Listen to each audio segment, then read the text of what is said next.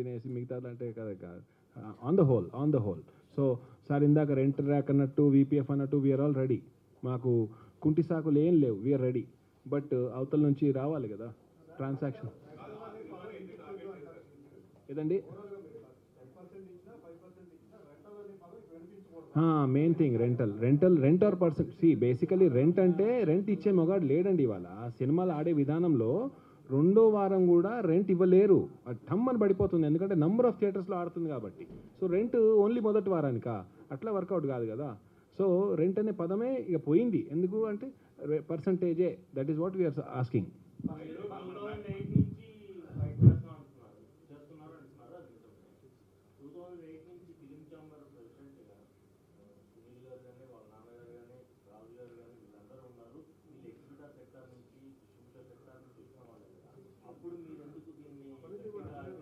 Sir ఉన్నది 2012లో KS Ramarao గారు లెటర్ ఇచ్చారు ఒకటి, తెలుగు ఫిలిం ఛాంబర్కి వెళ్ళి ఓ లెటర్ ఉంది. విజయారెడ్డి గారు లెటర్ ఉంది అక్కడ, ఎక్కడ ఉంది అది? ఓకే, మీకు కావాలంటే వాట్సాప్ చేస్తాను. అప్పుడు తీరుండే. అప్పుడు ఒక్క సినిమా రిలీజ్ చేస్తే 10 వారాలు 100 days సిల్వర్ జూబ్లీ అట్లా ఉండే. ఇప్పుడేముందండి? ఇప్పుడేముంది చెప్పు? ఫస్ట్ వీక్ 20 లక్షల షేర్ వస్తే నెక్స్ట్ సెకండ్ వీక్ 2 లక్షలు వస్తలేదు.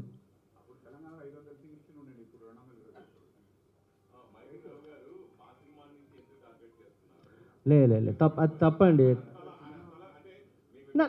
సార్ అదే ఓకే, మాకు మీ ప్రెస్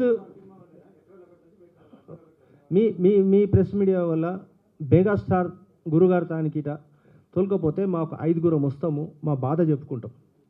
ఆయనకు తెలుస్తుంది అట్లే, అరే వాట్ ఈస్ గోయింగ్ ఆన్. ఇంత పెద్ద ఇప్పుడు ఇండస్ట్రీలో పెద్ద మనిషి ఎవరు లేరు మెగాస్టార్ గురుగారు తర్వాత. ఆయన ఒక్కడే పెద్ద మనిషి. అలా పెద్ద మనిషి గారు తాను వస్తే ఒక 5 వస్తాము, మా బాధ ఏందో చెప్పుకుంటాం. సార్ ఇది సార్ మీరు తప్పు అనుకుంటారు, పెద్ద సినిమా కాదే కాదు. ఇంతకుముందు ఆదిహారాలు మీరు అంటే సరే అని దాన్ని ఇడిచేసినాం. ఇప్పుడు కూడా మేము ఎందుకంటే వీళ్ళు కరెక్ట్ క్లారిటీ ఇస్తలేరు. వీళ్ళు ఒకటని అని అంటారు. దాని తర్వాత సరే వద్దురా బాబు దీని ఒకటి ఇస్తే ప్రెస్ మీట్ ఇడిస్తేనే బెటర్ అని చెప్పి అందరూ కోరితే మేము ఇవాళ పెట్టుకున్నాం.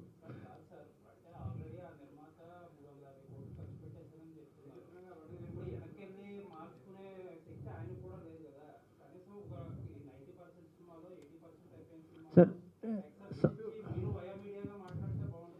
మై మీడియా అంటున్నాం, అదే మేమంటాం we are not keeping any restrictions అస్సలు పెడతలేము. ఏది ఈ పెద్ద సినిమాకు మేము పెడతలేము.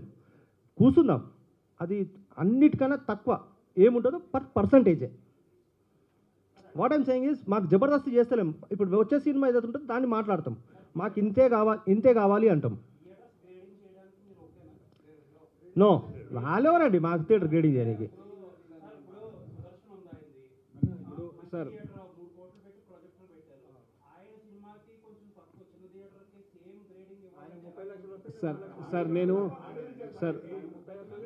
Sir my dear friend,